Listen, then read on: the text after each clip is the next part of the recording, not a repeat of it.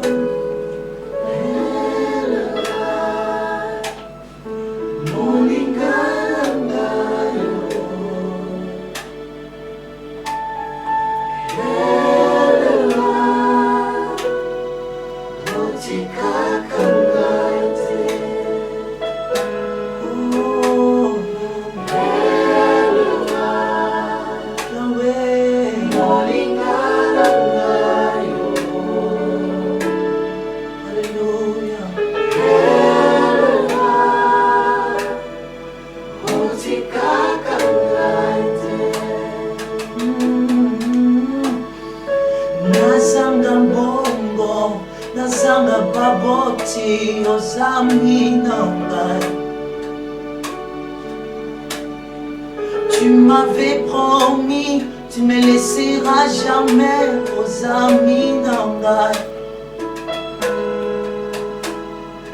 Nazanga bongo, nazanga baboti aux amis nangai. Tu m'avais promis, tu me laisseras jamais aux amis nangai. O revelangai kombo na yo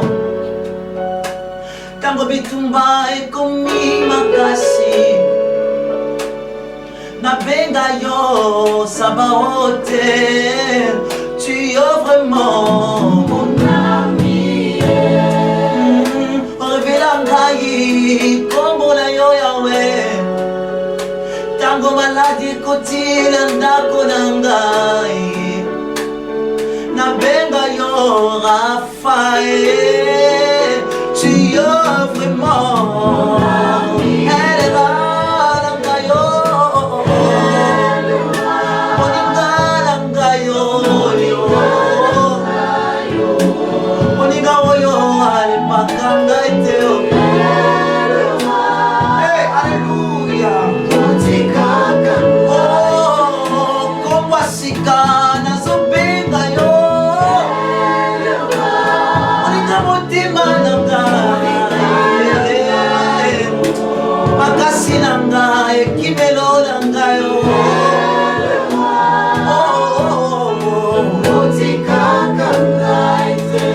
ata nakoti na kati ya kunda Marthe na Marie batikali libanda o me yolandaka ngai kino na kunda.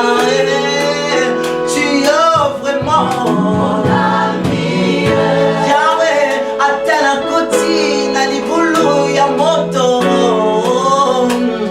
nazobanga te po yo zanzambe na ngai moto amiyemei na nga oya kaka mokonzi. Yahweh tu es vraiment elera moninga na ngai moninga motema na ngai makasi na ngai nzambe ya koyembela moninga motema na ngai. Alléluia. Mon ami qui ne marque pas Jésus, je t'appelle Elera le mari Jésus.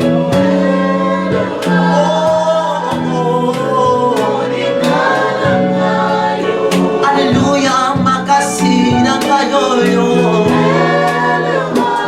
Alléluia.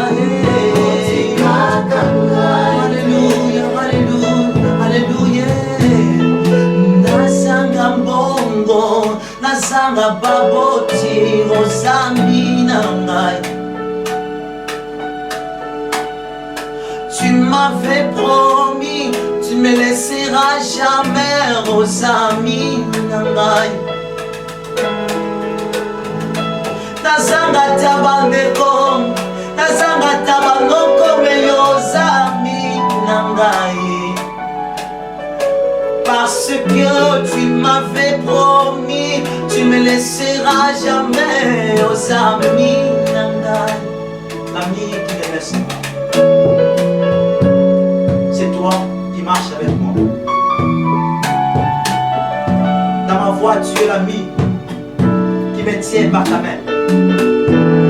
Jésus, merci Seigneur.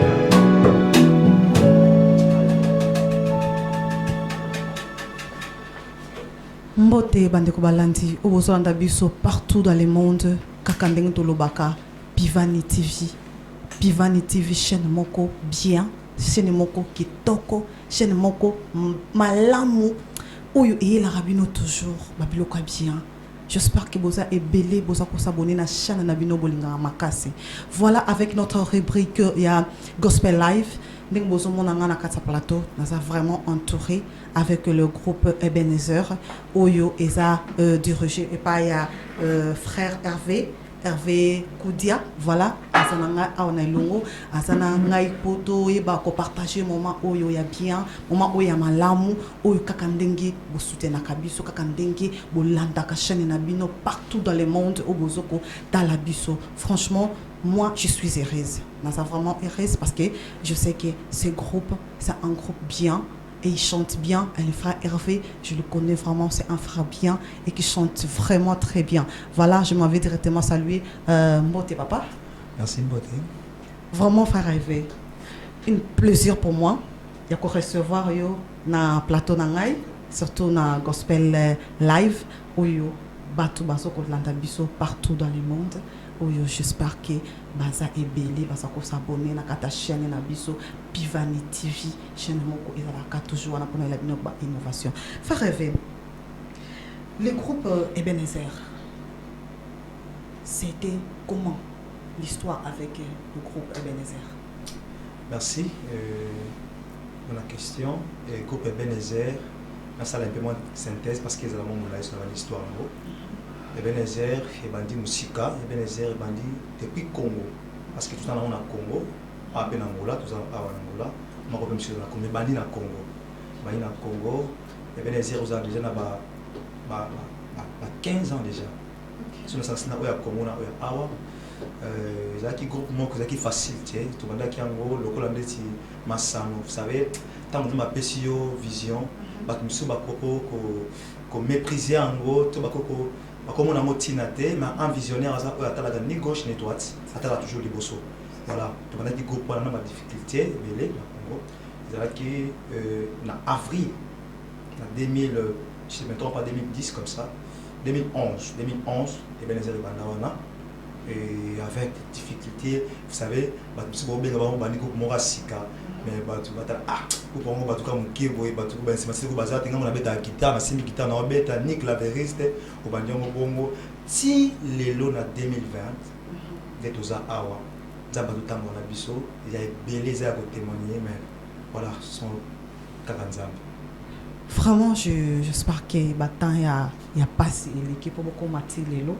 Vraiment, pourquoi le Congo il y a Ebenezer, j'espère que vous avez belé tant vous avez ça combo na. Voilà, combo oyo zaki parce que dans la mingi ngana solo na bande ko travailler na bango. Dalinga ko sai loro mo tenga moko. Zaki mko tanto bandi vision, il va tout na combo parce que beaucoup temps ka bon te bo équipe mo vous avez combo boké. Faut ça na combo quand même. Voilà, merci bango tout qui ne sambela. Biso zo sambela. Et puis nous avons inspiré atanga kate, atanga moko na biso combo à groupe. Voilà. Et tout kenda qui paie bande ko bakenda qui ba so batanga ba bible bande ko bakei et puis ngana kenda qui paie ko skina séminaire mon na qui invité un séminaire moko pasteur mon lotea tanga ba lotea c'est dit Ebenezer na 1 Samuel tanga ba lotea directement combo matinga na mutema Ebenezer na yem to ina répétition bande ko ba yipe ba combo siko na ba c'est ba boye ba combo taper si combo ba c'est pas combo bele ça va ngabele na combo na proposer tant na proposer combo na j'ai senti la majorité à Batbala qui est bêti bon ami. J'ai vite compris qu'ils ont Nzambe. Et puis, pourquoi Ebenezer? Pourquoi Ebenezer? Vous savez, Ebenezer, Israël est venu à Bunda quelque part, comme quelque part, Balonga quelque part. Tant Balongi, le prophète, Bazui Libanga Bachiamo. C'est ici que l'Éternel nous a secourus. Vous voyez? C'est-à-dire, Libanga Wana, elle est la signe moko ya victoire.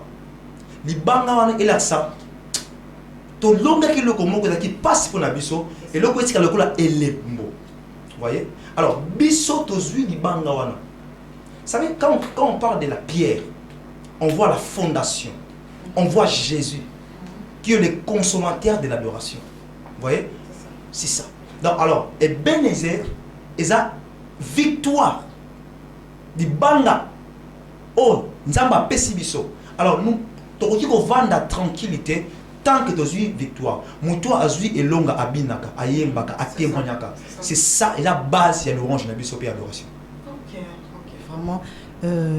Pour comprendre déjà que Komboana, c'était l'inspiré, et Isaac qui est inspiré par Dieu lui-même, parce que Nabino Moko, vous pensez peut-être avec vos sentiments émotionnels, tout ça, mais l'esprit vous a inspiré et puis il vous a donné un nom. Vraiment, c'est un joli nom, Ebenezer. Vraiment, Kaka Ebenezer, quand nous trouvons Ebenezer en toute victoire, Ebenezer. Moi aussi, je dis Ebenezer pour la chaîne Nabiso Pivani TV, parce que tu peux musique, tu le peux comme ado recevoir, faire rêver la carte Pivani, vraiment Ebenezer pour nous aussi. Voilà, frère Hervé. Le groupe il est composé de combien de personnes? Voilà, le groupe Nabiso Eza, Obaza, membre de l'effectif, Obaza, régulier, ok, nous avons plus de 30. 30, à part Obazoya, Bazoya, on a compté ma noté, mais tu as déjà 30 déjà, Nabiso Obaza, même Obaza, Bomo, et tu as la vision, la vision est à réunir les gens en fait que Jésus a la glorifier. Alors, ils ont non seulement bateau bayebi ko yemba ne to zoka non. Et bien les airs même oyebité bateau baya kaka to ye pour ça to laksa. Tu dois enseigner blog mususu. Nana bana mususu na groupe ayeba ki même ni babanda ko sambela te. Mais na biso akomi bane ba sambela. Waouh. C'est que vous êtes encadré ba jeune mingi c'est quoi les amis qui m'ont bana basi bazai belé to bana mibali bazai belé je ne sais pas parce que na tata groupe non à biso nzambe na ba tata ki bana mike ba sala biso et jemo babi na mo kitola combien de personnes soit habité bana belé nous sommes to la mibali donc moi si na mibali voyez dans la case de Ebenezer da composé la basi na mibali ce qui basi ba belé gloire à Dieu ce mibali ba belé gloire à Dieu ah mais oui oza yenu ndo kamba groupe faut y ba que non. Ouais, mais normalement, bon, on a compris mon évangile, on dirait que Bassi va moins bien. Voilà. Même l'église n'a pas besoin de compter, autant que Bassi va le gagner. Parce que nous croyons facilement. Voilà. Peut-être, voilà. Je. Est-ce que Ebenezer ici est mis ça album déjà sur le marché ou album maintenant noté, soit album mais ça en cours? Bon, pas encore. Ebenezer est mis dans album mon côté. Alors, nous avons besoin de faire grâce déjà. Nous avons gravé déjà quelques nzembo, nous avons gravé déjà. Nous avons fait notre gravant, nous avons gravé, nous avons color sur ma biso. Nous avons mis ici album monté. Singlement déjà en cours, déjà écrit à la tête au Rwanda. Même OYOP, OP bazana Congo, nan pe ba pété. Ah, ok. Voilà, en parlant d'un album, voilà, je ne sais pas ce qui vous proposez, comme ça, comprendre vraiment c'est quoi la structure de Ebenezer. Je vais aussi en profiter à Kolobango, et ça, vous savez, et à chaque fois, nous avons l'intention d'adorer Nzambe quand quelque chose. Vous voyez? Quand Dieu a donné, on adore. C'est ça. Vous savez? Na koki mariage, na koki musala, na koki bana. C'est par là que nous reconnaître Nzambe. Est-ce qu'une femme a adorer Nzambe? Est-ce que tout le monde a dit musala, tu as chômé en anda comme il a adoré Seigneur merci parce qu'il a dit que tu es capable. Et Nzembo lo yembo kolomboate, lo yembo na zuya na sensibilité, c'est-à-dire ça louange, ça adoration lo yembo. Ça cantique, ça reconnaissance, ça gratitude pour la mission. voyez, et ça t'a été au sang de l'anzambe parce que tu au coquille le comment. Mais tu as aussi besoin d'adorer Dieu, même si tu manques. Peni nako kanga mon côté, na komisa nzambe parce na zangi Samuel. Non, je sais que mon Dieu est capable de repérer Samuel. Alors, avant qu'il y ait comment j'adore d'abord. Alors, avant qu'il y ait quelqu'un qui part, dans ma comité, je sais que mon Dieu m'a promis beaucoup de choses. J'ai des promesses. Alors, il est capable, à sa fils de l'homme, pas où on a ma ok? À Kokisango, je chante directement parce qu'il a dit que l'homme est dans ses mains. Donc, c'est comme ça. Voilà, c'est là où on était là qui comprend. J'espère que mon parent n'a pas besoin d'un biseau ou n'a pas lié à ce bout de à côté d'un problème où il est tellement lié, mais quand même il adore Dieu. Il loue Dieu. Il dit merci parce que n'a pas beauté. Et dit merci Seigneur parce que n'a pas besoin de salakate. Parce que nous sommes salaté, ce n'est pas que vous l'ingité. Mais c'est parce que volonté non c'est qu'il a mis chose dans le salade peut-être oyo bon mélange lo biwana kuna et ça plus meilleur que on a so canceler alors le yembo le matin na mona yo ya mo to zoyo ka le siko voilà pas de zoyo ka biso yembo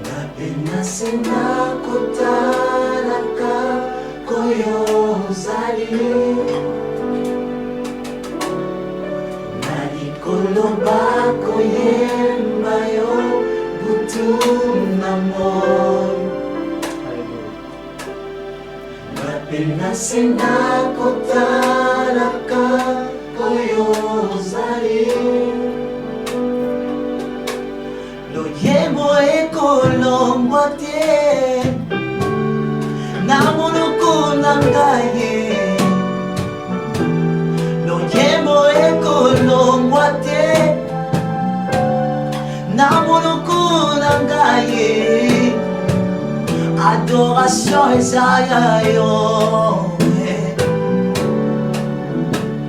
Yayo Adoration Isaiah yo Yayo lo yemo ekolo mate Zambe nanga Zambe yako yeba yeba yo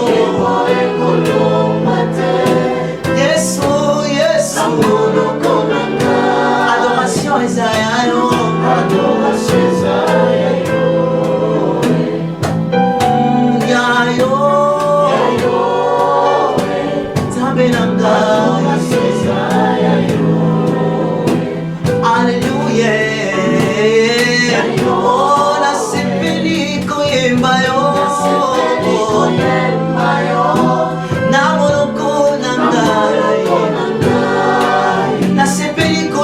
Yahweh nangai namoloko nangai adoration Isaiah yo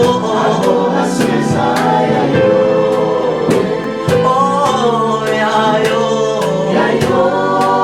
adoration nangai oh yayo yekwasanga mula Antimitutanga Ajinaye 33 ans Yekwasanga baboti Antimi aswata baboti na se Mosanto akoma lisungu Aboyi kofutange tumuna meritaki Nosobongana koma mosanto Adoration ya vina ngai Ekolo mwate Zambe na bomoi Lo yemo ya vina ngai Ekolo mwate nanga yo yo louange ya vie nanga Sabina nalingi te nayemba Yesu ntango akopesa ngai libala nalingi te nayemba Yesu ntango akopesa ngai mosala Nzambe na ngai nalingi te nayemba Yesu ntango akopesa ngai bana nalingi mpe nayemba yo ntango nazozanga nayemba yo ntango bazopenga na ngai nayemba yo ntango bato bazocola ngai nayemba yo kati ya motima na ngai loyembo ekolongwa te Alleluia loyembo ekolongwa te Nzambe na bongo adoration eza ya yo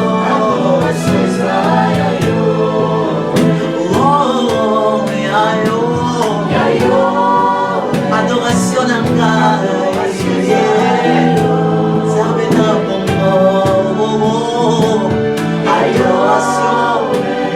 adoration na ngai eza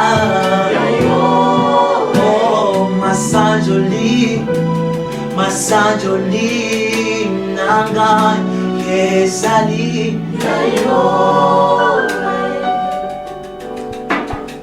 Voilà, wana botu kolanda loyembo kolongwa te. Vraiment loyembo elongwa te na monoko na yo. Ezaka te okomisa Nzambe kaka po apesi yo bambongo ebele. Soit po apesi yo bana kitoko. Soit po apesi yo foyer moko ya bien. Mais tango azosala makambo oyo olingi te, olingi susu ko adorer son Nzambe te. Wana ndete. Adore Dieu, loue-le dans tout ce qu'il fait. Ezala ozui te. Yo remercier kaka ensemble wana parce qu'il reste souverain. Il reste notre papa. Il ne sait à côté qu'elle jamais côté ka yo souffrir. À côté qu'elle jamais côté ka yo zanga na vie na yo. À chaque fois que tu mettras ton espoir en lui, il agira et akosala amen la vie na yo. Voilà, bato bazolanda biso partout dans le monde. Na kata chaîne d'Abino Pivani TV. Franchement, on est toujours là pour faire notre mieux. On a ça, on a biso, ok, bino bossé pour la musique comme vous allez.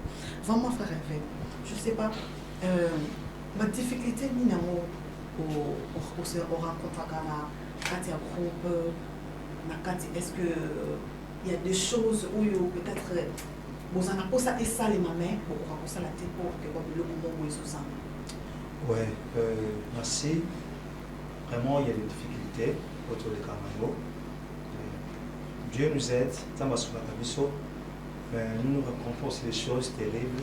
Nous avons quelqu'un enfin, nous avons la vision, mais pour vision et atteindre, et comme à quelque part, on a des difficultés, surtout côté soutien, vous voyez, côté soutien, vous savez, et bien les la vision où ils ont, on a ça maman miné, il y a ma casse, mais même si vous avez manqué, locaux, même si vous avez un instrument.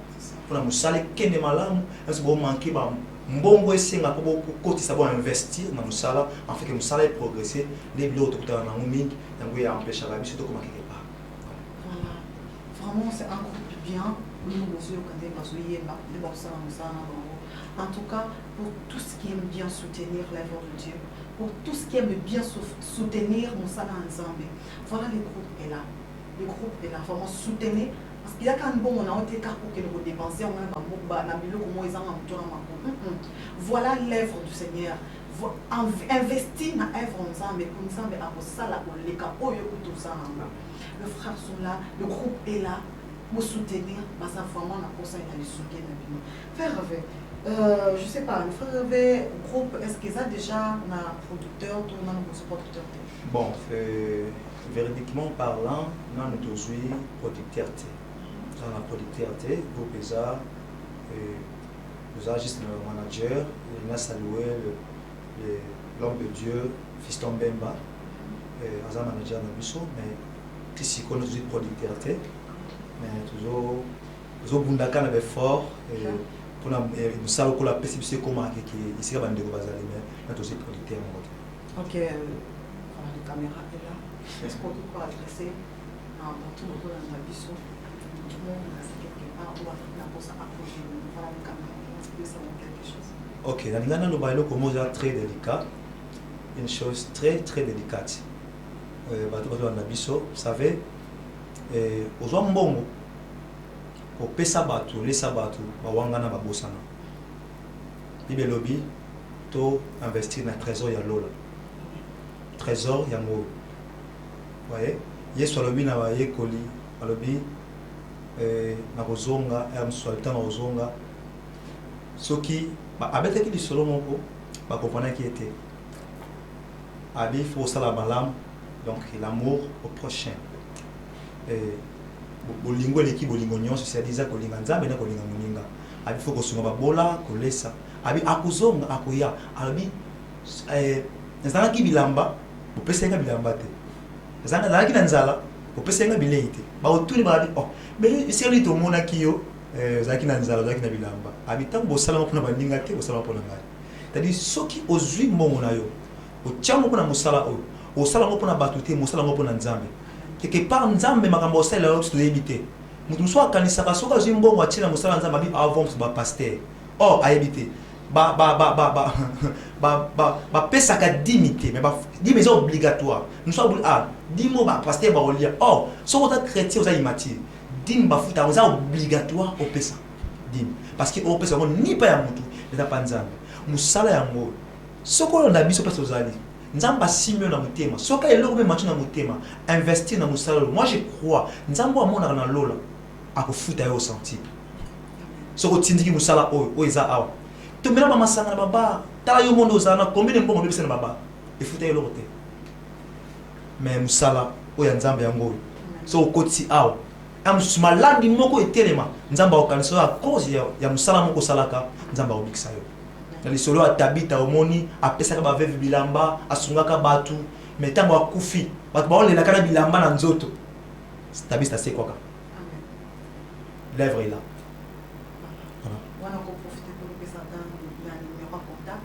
Voilà, toza biso toza na Luanda toza na Angola 00244 927 98 48 12. Abandeli 00244 927 98 48 12. Le numéro na biso a soko bengi biso déjà pour que biso moko. Vraiment le groupe est là. Le groupe est là. On y surtout azana posa asunga groupe. Bazawana ni mama contact moi la PC. On va soutenir l'œuvre de Dieu. Soutenir l'œuvre ensemble pour que bébé sa mbongo na yote. Tsango na mutu na ko bébé sa mbongo na yote okuto kozwa. Ba busu bête ba konzima te. Yemo ko mona ka bonete ka le mo comprendre tout télé. Ah mais qu'est-ce qui m'arrive? Nzambe dans ma salle à makambo na ye biso ko to comprendre ate. Vraiment moi je sais que Nzambe autika yote so pour soutenir l'œuvre de Dieu. Les jours là, nous avons qui na sister qui na live sur le Yembo Kolomati. Voilà la chanson et puis on s'est sur ce live le Yembo et Kolomati. J'espère que Régie va plus balancer les bisous images oyo na tozo qui na kati na live tant to sala qui na bango wana après tozo na susu na fana. What time?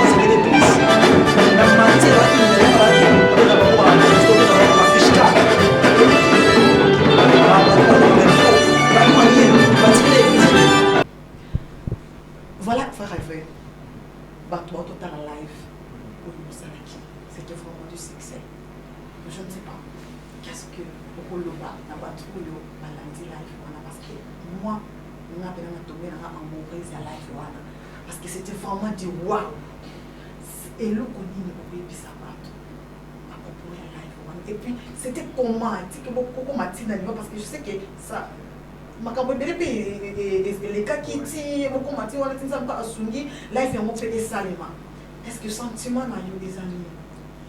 Voilà, je rends grâce à Dieu d'abord pour nous nyonso parce que ceux qui nzambe asungaki biso te je sais pas tokutani na pona live on est les cas tokutani na bakambo pe ezalaki mwa pasi mais ouais bato batambola na nzambe balongaka kaka parce que Jésus a champion surtout ba champion et là on a koloba na bato batali live wana et puis on a profité parce que live on a en direct le 23 c'était le dimanche pour le 23 à partir de 19h déjà, heure de mission awa et déjà. Alors on a une page il y a Angola TV, live on est et en tout cas au botani oyo eza moi absolument extrait.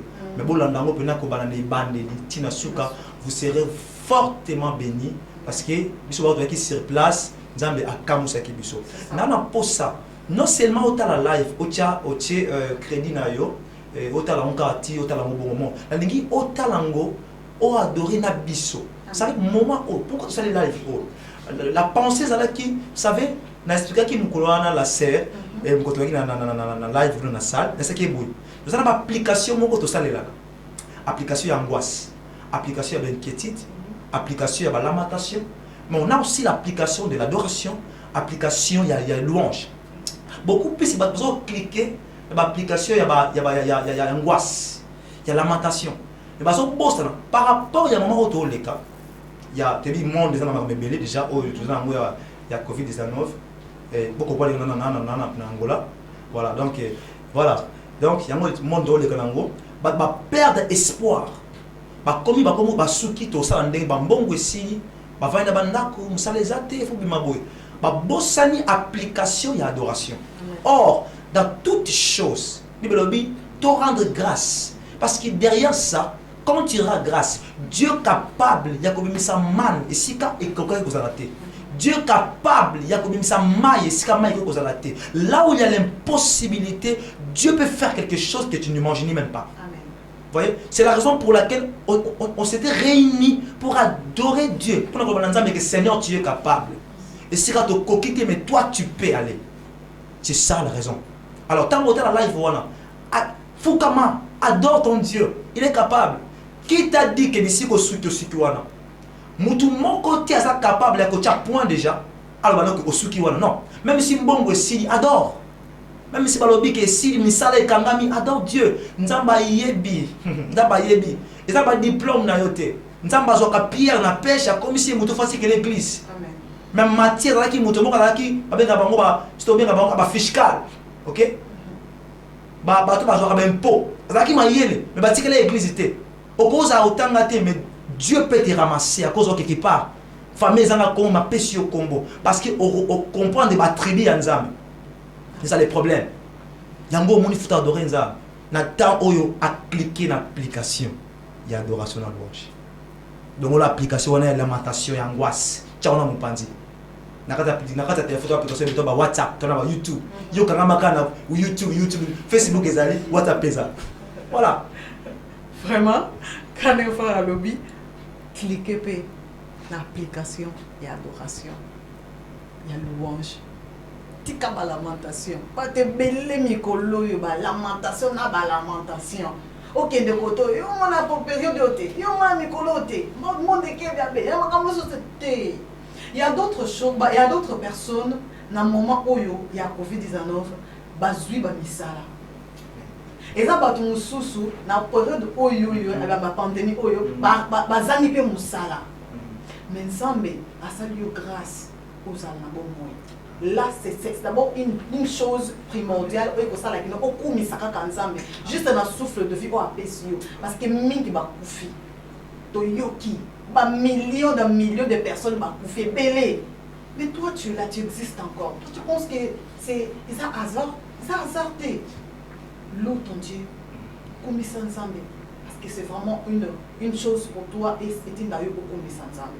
Vraiment, frère Hervé, je sais pas, bateau baza pembeni, surtout pour se présenter. Oui, Voilà. c'est un groupe qu'on ne pas. C'est un groupe qui ce sont des salles en Zambie. Voilà. Et ils appellent important. Vraiment pas se présenter.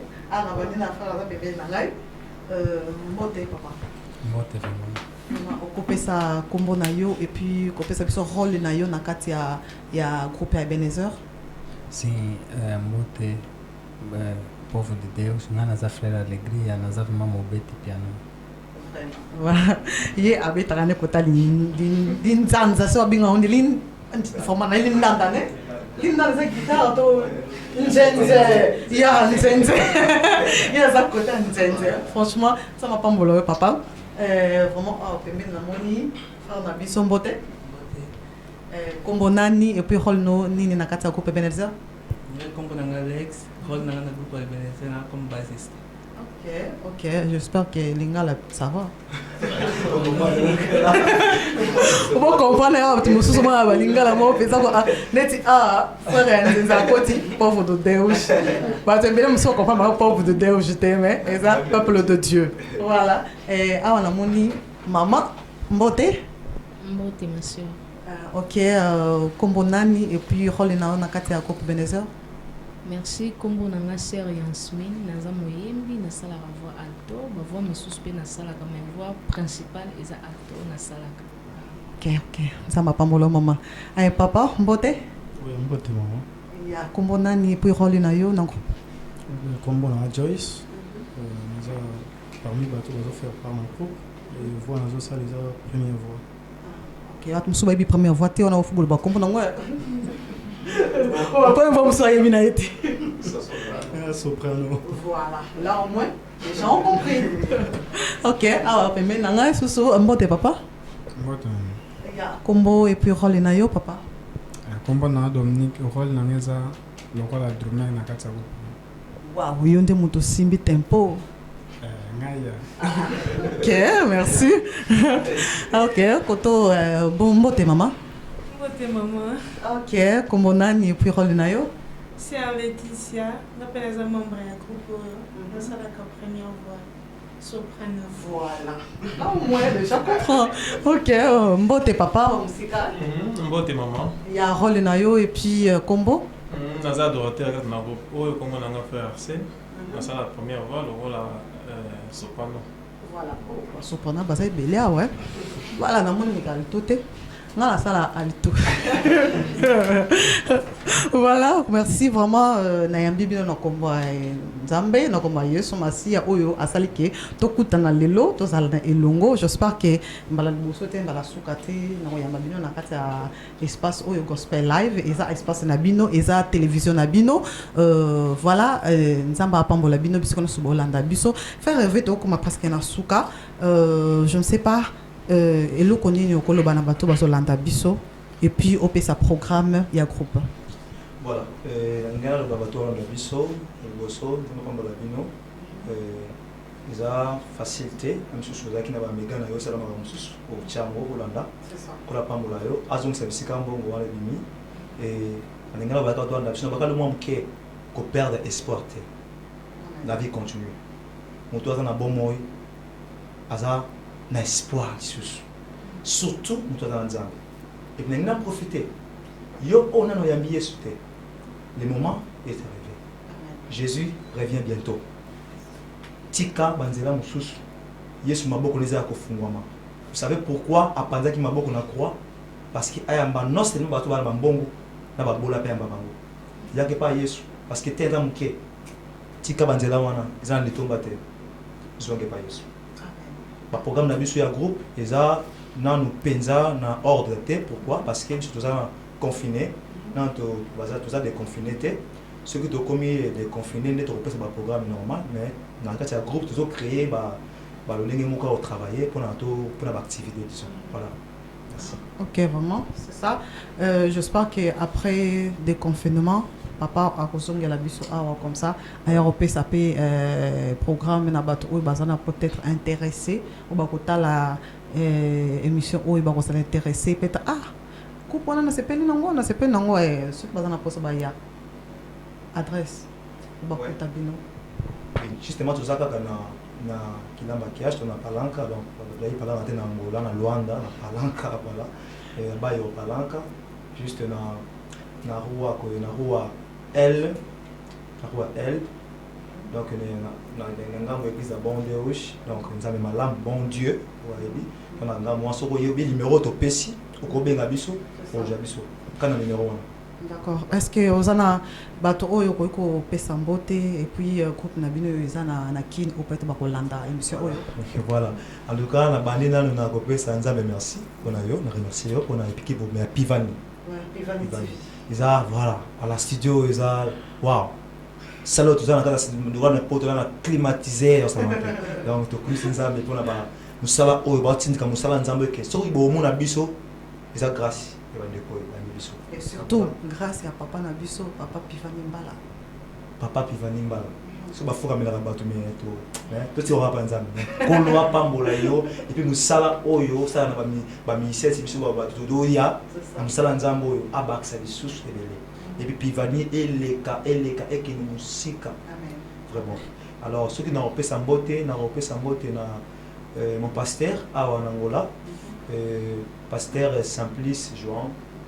La considération puis na dinga sidra surtout ko bon la bona biso et puis na pesi pasteur nanga na Congo pasteur musuna ko baze belé mais entend vraiment dame révérend docteur Kwimi pasteur Berry Koudia mon papa c'est pasteur voilà na pesi mbote na to benga ke FM Fiston Bemba en tout cas basé bien sur entend na ko na papa pa bon limisa ba oh nous ba biso en tout cas mbote na bino.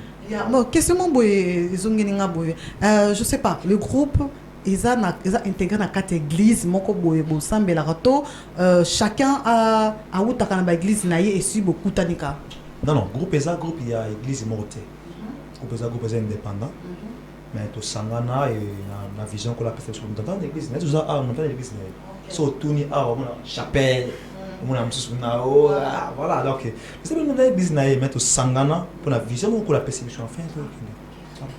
Ok, voilà, wana bolanda ki émission na bino obolinga mingi gospel live bo mona kaka entouré avec le groupe frère Eve pardon na sengio merci parce que on dit invitation na biso na kati ya isika oyo amanzamba apambola bino voilà toke presque na suka na yebki to aussi ça émission na biso na nzembo ma priorité on aussi ça nzembo na aussi ça émission na biso na nzembo wana voilà na koki jamais ko sidi ça émission na nga sans ko remercier équipe technique oyezala ki wana pona ko assurer toujours na benga kae Nkonza Bilili Diego Kito. Franchement mon frère, je t'aime bien parce que Moussa no sala kango bien. Nzamba pambola okaka okendeka toujours musika et ma communion surtout ezala ya kofunga mais ezala polele na nzela na yo et na pesu sombote et pas ya Charmant notre frère Charmant ou azala toujours wana kona régie finale il est toujours là alors bosala ka musala kaka ndenge zalaka et moi votre sœur Antonella Nzao qui est toujours là présente pour présenter bino ba émission et bien pona ko sala ke bino bo sepela pona ko sala ke le lobanzambe e koma tina ba téléphone na bino partout aux okende na téléphone na yo tu es capable même d'écouter la parole de Dieu à travers chaîne Oyo Pivani TV. Franchement, que Dieu vous bénisse pour nanga lelo tosuki lelo awa alors que tokuta na susu na prochaine émission Oyo Isaiah Gospel Live. Wana tiki me micro nanga pona bino bo ça émission na ma priorité.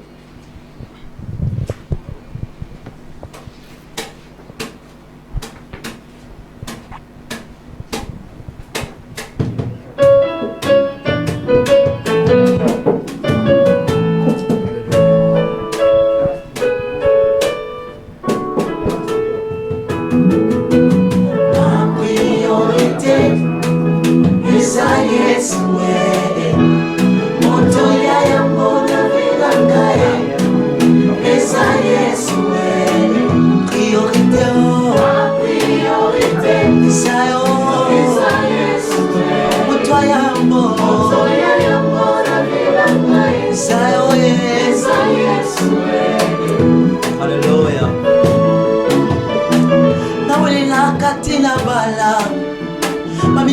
babala badivorsa nawelelaka nde yesu mpo nayebi akobalisa ngai nawelelaka te na bonga bamisusu babonga bapengwa nawelelaka nde yesu mpo nayebi akobongisa ngai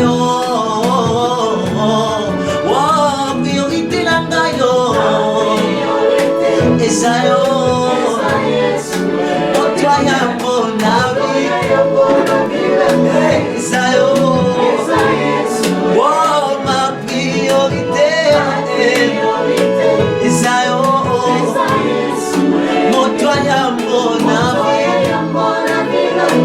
eza yo batiaka elikia na mbongo kutu esilaka batiaka elikia na bakonzi ya mboka balekaka batiaka elikia na biloko ya mokili kutu esilaka yaka kutala na motima na ngai otala ndenge okoma moto ya yambo nabongisela yo ebonga yo dofanda okonza motema priorité eza yo moto ya yambo na bilanga nazotatola yo nde priorité na ngai eza nani yo nde moto ya yambo na eza yo